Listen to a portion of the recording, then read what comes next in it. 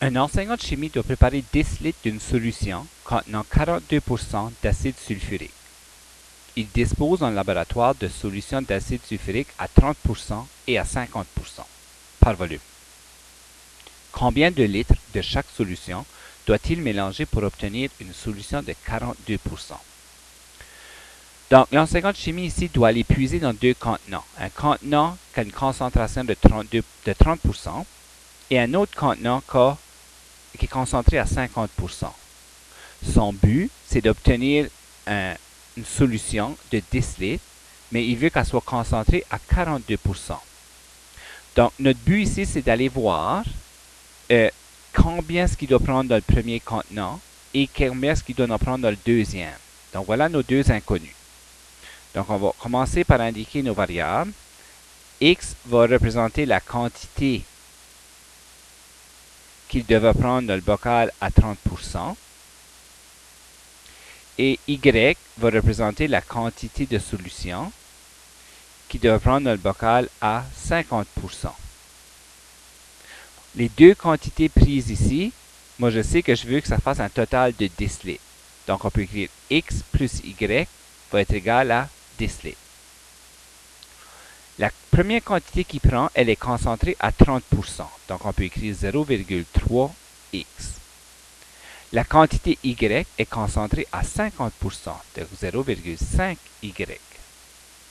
La quantité finale, 10 litres, on veut qu'elle soit concentrée à 42%, donc 0,42 fois 10. Ça ici, ça me donne 4,2. Donc là, on a créé deux équations. Notre système d'équations est créé. Maintenant, on va aller résoudre ce système. Donc, encore une fois, j'ai des décimaux. J'ai un chiffre et un chiffre après la virgule. Donc, je pourrais commencer par multiplier le tout par 10 pour m'assurer de ne plus avoir de chiffre après la virgule. Si je multiplie par 10, je vais avoir un 3x ici ou un 5y là. Donc, je peux tout prendre ici puis multiplier par moins 3 pour m'assurer d'avoir un moins 3x. Et ici, je vais avoir un plus 3x. Donc, je peux éliminer mes x. Donc, mon système devient moins 3x moins 3y est égal à moins 30.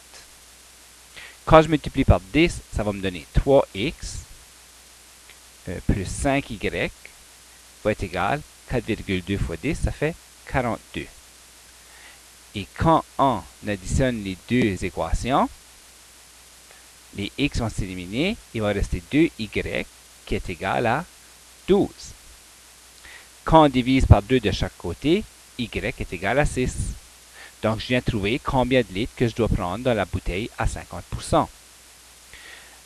Si je prends la première équation, ce qu'on avait écrit x plus y égale à 10, donc x plus y, mais y c'est 6, égale à 10, on voit que le x est égal à 4.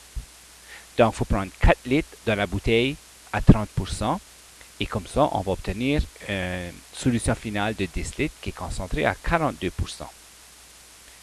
Donc, on peut répondre à la phrase, l'enseignant de chimie doit ou il doit mélanger